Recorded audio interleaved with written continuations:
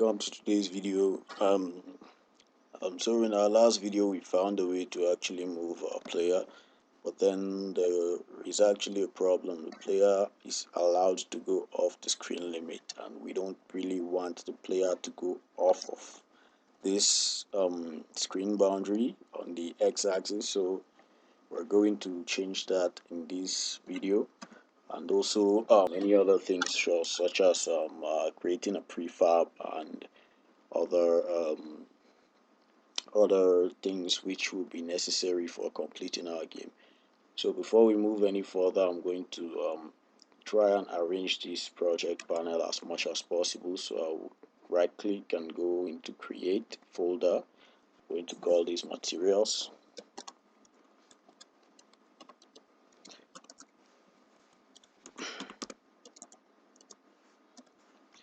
and I'm going to drag these two materials in there.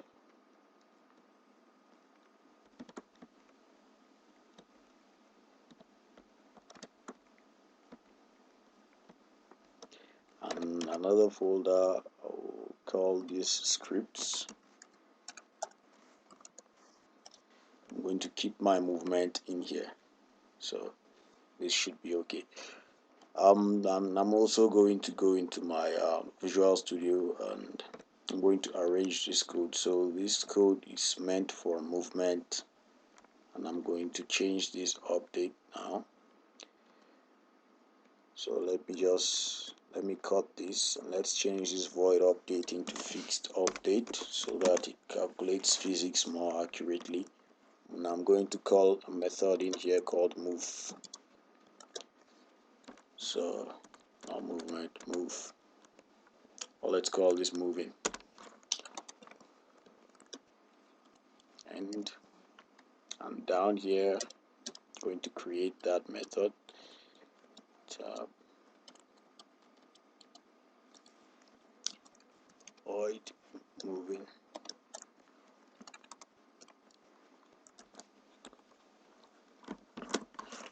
I'm going to paste this in here, so this should be okay now.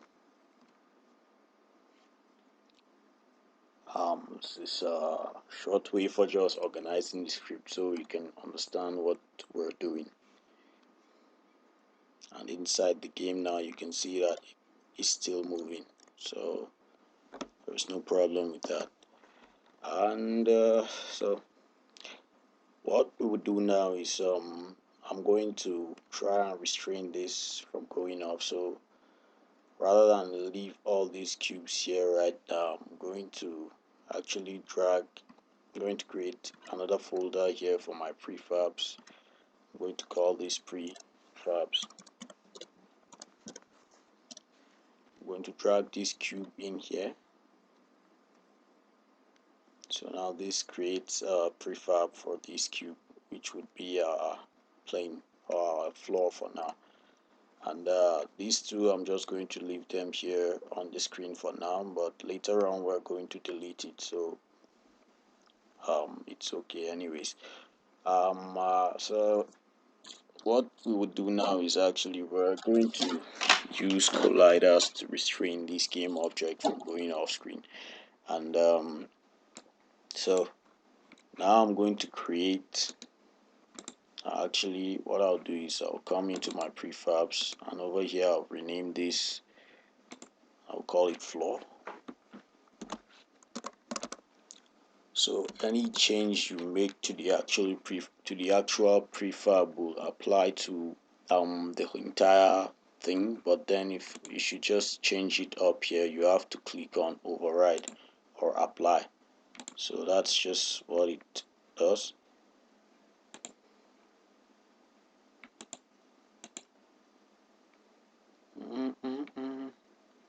Floor. This is it. So let me delete this and drag this on screen. This is my floor, and you can see that it appears as floor, not cube anymore. So this should be okay for now. We're going to create a 3D object here, and it will be a cube also. So I'll reset this position and then drag this towards the end. You can see it's reading minus 3.5 or thereabout, and also here should be the same thing, 3.5. So what we will do is we'll try and measure this height to go as high. Let's bring it into the screen. We'll try and make this to be as high as our screen. So on the scale on our y-axis would be something like 10, maybe 12. Yep, this would do it. And then on the z-axis, well, we can just make it something like let's say 5. I think this should be okay. And scale on the x, let's use 0.5. This should be okay. And then the position here would be 3.5. 3.5. Nice. So that is partially off the screen now, and well, that is partially off the screen now anyways. And so let me play this and make sure it's not going off my screen. And I'm going to, when I move this to the edge, you can see it's not going off the screen, but over here it goes out. So it's working as far as I can tell. Only problem with it is this shadow, which we're going to fix later on in the game, but for now this should be okay. So this should be it. We'll duplicate this. Actually, let me undo this. Let me call this wall,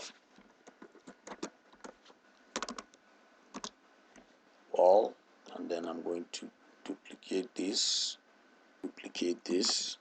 and then instead of 3.5 I'm going to put in minus 3.5, so it's in the opposite direction. Now when if I should play this game now,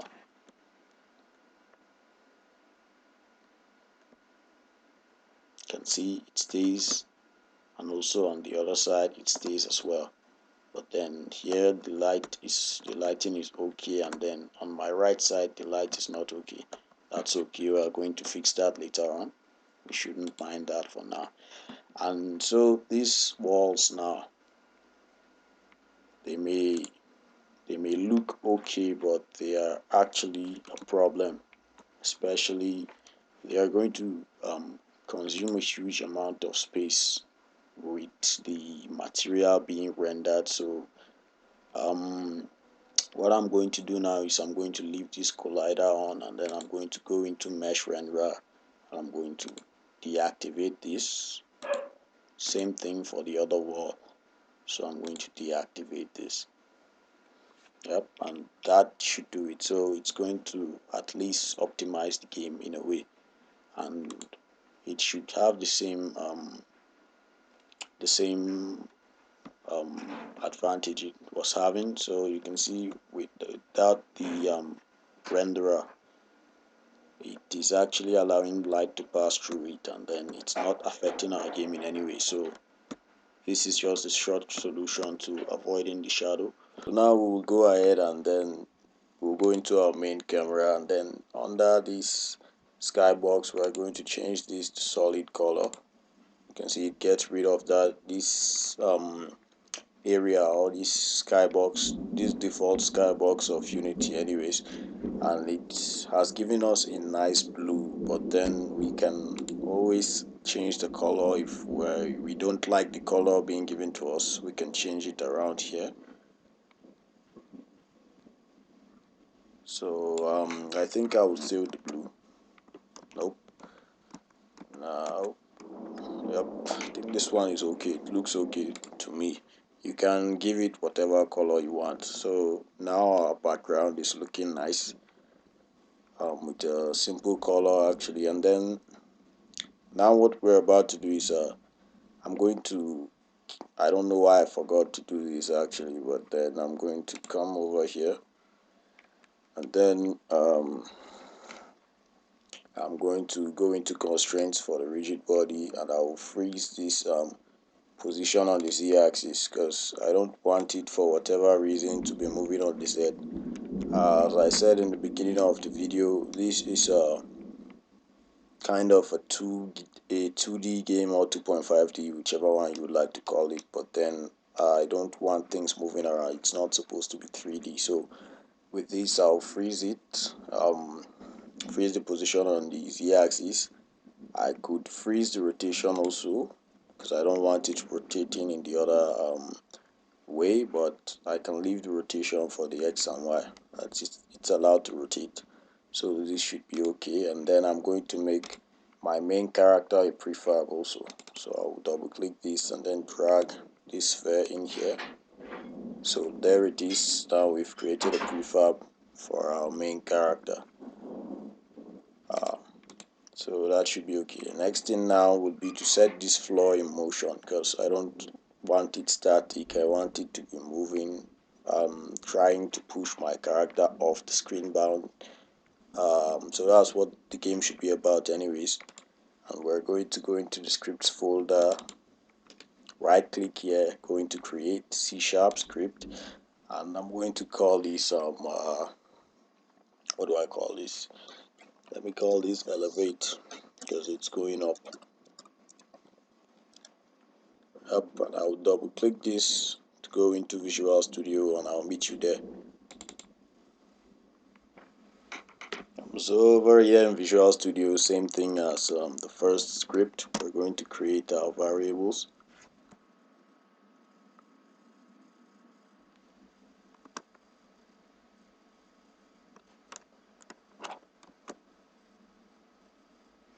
So right now I'm going to create let me say a rigid body private.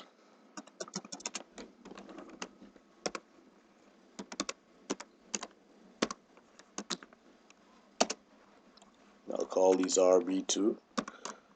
Then I'm going to create a private or a public speed. That should be a float. Sorry, public float.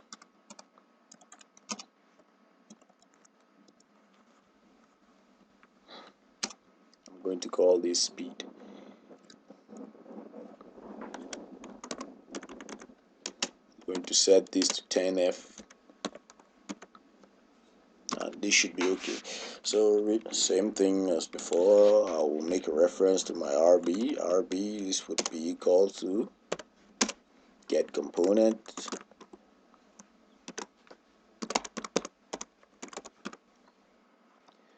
and component of type rigid body.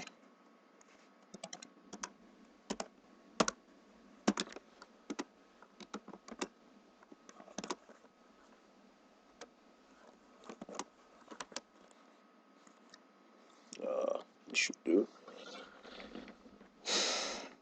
And in my update, what I'll just do, since this is moving in one direction and only one direction, the only thing I would need to do is to move this on my y-axis. So I'm going to use rb dot add force,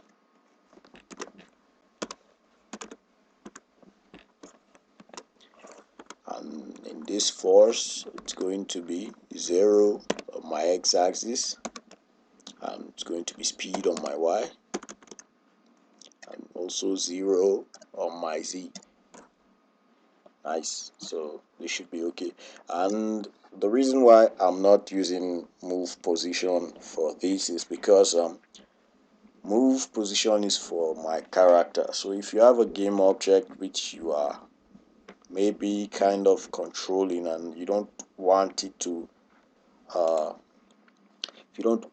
like just keep going even though something is there to slow it down, you use the move position. So it detects like collision easier when you're using the move position, but then when you're using add force, it just goes in head on, like like a bulldozer trying to break through a brick wall, or maybe a truck trying to jam something else. Just think of it that way. And now if I come back in here for my floor, I'm going to drag this elevate into it.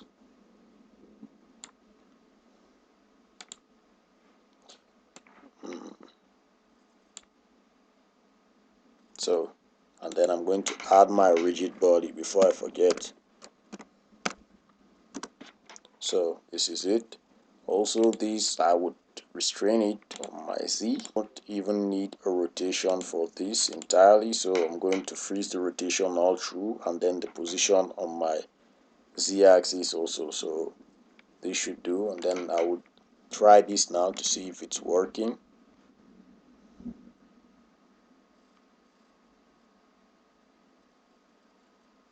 And it's going down because gravity is on. So let me deactivate gravity and try this now.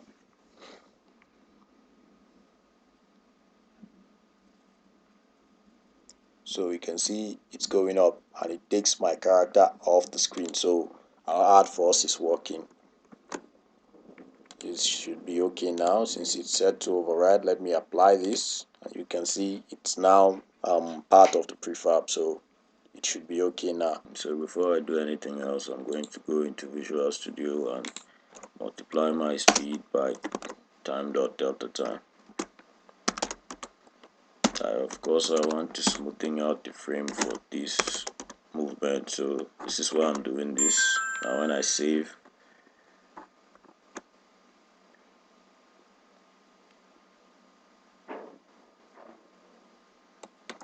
I can save and head back into Unity.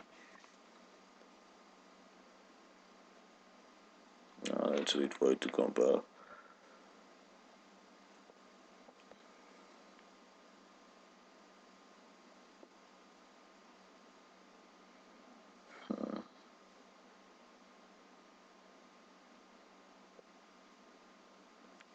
And now if I should play this game,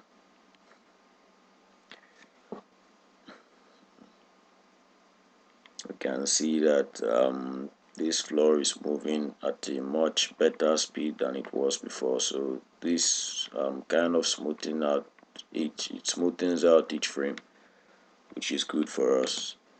Now this should be all for this video, and thank you guys for watching. For my next video, I'm going to see how we can create an obstacle here which we would want to avoid.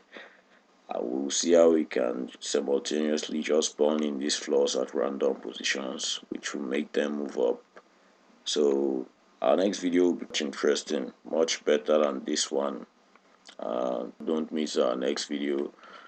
Thank you guys for watching this one. If you enjoyed it, don't forget to give me a thumbs up, like, and subscribe for more of my content. Thank you for watching, and see you in my next video.